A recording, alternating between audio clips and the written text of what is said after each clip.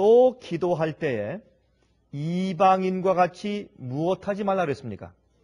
중언부언하지 말라. 여러분, 중언부언이 무슨 뜻입니까?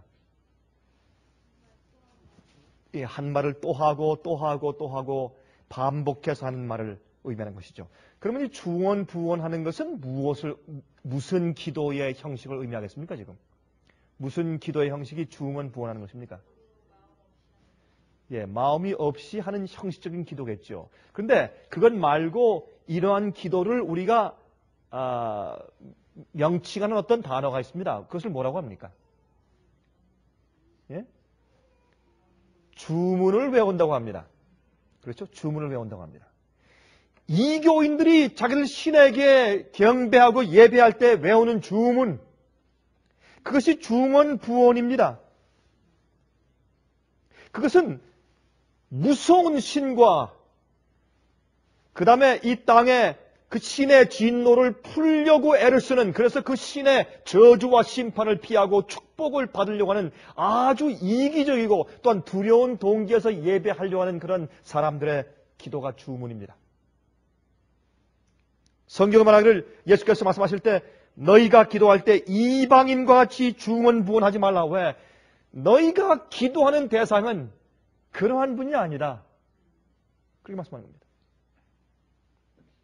저희는 말을 많이 하여야 들으실 줄 생각하느니라. 그러므로 저희를 본받지 말라. 구하기 전에 너희에게 있어야 할 것을 하나님 너희 아버지께서 어떻게 하신다고요? 아시느니라. 우리가 기도하고 우리 입술에서 그 기도할 내용이 떨어지기 전부터 하나님께서 이미 아신단 말입니다. 그러면 우리가 무엇 때문에 기도합니까? Why do we pray? 여러분, 기도하는 이유와 목적이 어디 있습니까? 지금 다 아시는데.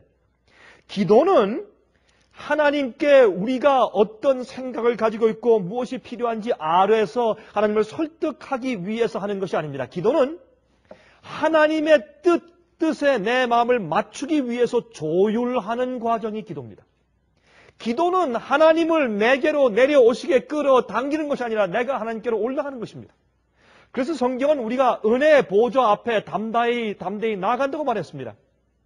때를 따라 돕는 무엇을 얻기 위해서? 은혜를 얻기 위해서. 그래서 사실은 하나님의 뜻이 하늘에서 이루어진 것처럼 내 생에서, 내 마음에서, 내 주위에서, 내 가정에서, 내 교회에서, 우리 주위에서 이루어져야 합니다. 하늘에서 이루어진 것처럼 이 땅에서도 이루어지리다. 하나님의 뜻이 내게 이루어지게 하기 위해서는 내 마음이 하나님의 뜻과 일치되기 위해서 튠업을 해야 돼요. 조율을 해야 합니다. 그래서 기도하는 것입니다. 기도는 우리 마음을 하나님께 열어놓는 것입니다. 기도는 일방적으로 우리가 할 말만 하고 그치는 것이 아니라 하나님의 음성을 듣는 것이 기도입니다. 그래서 찬송이 기도고 명상이 기도고 고백이 기도입니다. 다른 사람의 이야기를 가만히 듣는 것도 기도일 수가 있습니다. 우리 마음이 하늘에 계신 하나님과 또한 하나님을 알기 위해서 하나님을 아는 것은 하나님의 영밖에 누가 있습니까? 그러면 하나님의 영과 성령께서 우리 마음속에 들어오셔서 내 마음과 하나님의 마음을 하나로 묶을 때 그때 기도가 되는 것입니다. 여러분, 기도는 기도의 영을 받아야 기도한다고 성경은 말합니다. 기도는 우리가 하고 싶어서 우리가 하고 싶은 말을 하는 것이 아니라 하나님께서 우리 마음 가운데 기도를 주셔야 합니다. 성령께서 우리 마음 가운데 무엇을 구할지를 알게 해주셔야 합니다. 그것이 성령 안에서 기도하는 것입니다. 너희가 성령 안에서 무시로 기도라고 말씀했지 우리가 아무렇게나 우리가 하고 싶은 말만 떠들라고 말씀하지 않습니다. 성경은 성령 안에서 기도하라고 말하는 것입니다.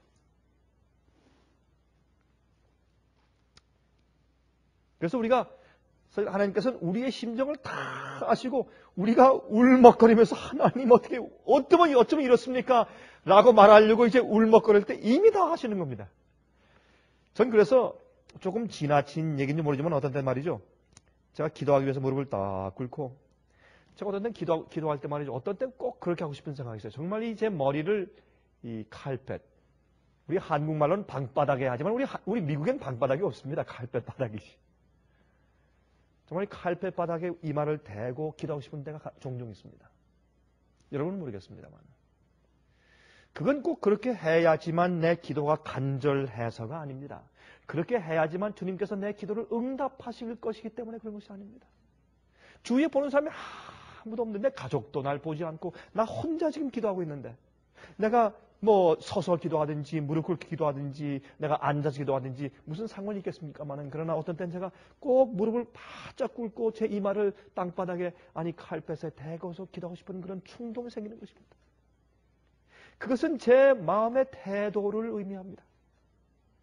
우리가 화가 났을 땐 얼굴이 경직됩니다. 우리가 기분이 좋으면 얼굴에 미소가 생깁니다. 왜 그렇습니까? 그것은 우리의 태도는 내 마음속에 있는 내 사상과 내 생각 구조에 대한 표현이 아닙니까? 그래서 저는 어떤 땐 제 이마를 바짝 칼pet에 대고 기도하고 싶은 생각이 드는 겁니다. 자, 그리고 가만히 있습니다. 어떤 땐 억장이 막히고 어떤 땐 답답하고 어떤 땐 말을 해서 주님께 아뢰야 할 텐데 말을 못 하겠습니다. 말이 안 나와요. 제 속에서 꿈틀거리면서 무엇이 올라오는데 그것을 표현할 수가 없습니다. 그때 가만히 있습니다.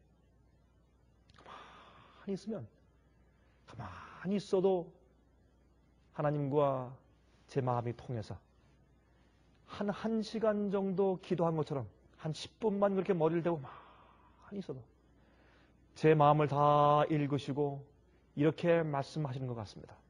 얘야, 내 아들아, 내가 내 마음을 읽었다. 내가 무릎 꿇기 이전에 내가 너를 이미 안다. 그렇게 말씀하시는 것 같아요. 그래서 지금 예수님께서는 우리들에게 기도하는 법을 가르치실 때 기도가 무엇인가 하는 데 대해서 혁명적인 이해를 우리에게 말씀하시는 겁니다. 이방인처럼 기도하지 말아라. 그 사람들은 그건 기도가 아니고 주문이야, 주문. 자기들의 요구만 하고 끝내는 것이다. 그들이 기도하는 목적은 이기적인 것이야. 하나님께 목적이 있지 않고 자기 속에 있는 것이다. 그건 기도가 아니라. 기도는 우리 모두가 하나님께 올라가는 것이지 하늘을 내게로 끌어당기는 것이 아니야.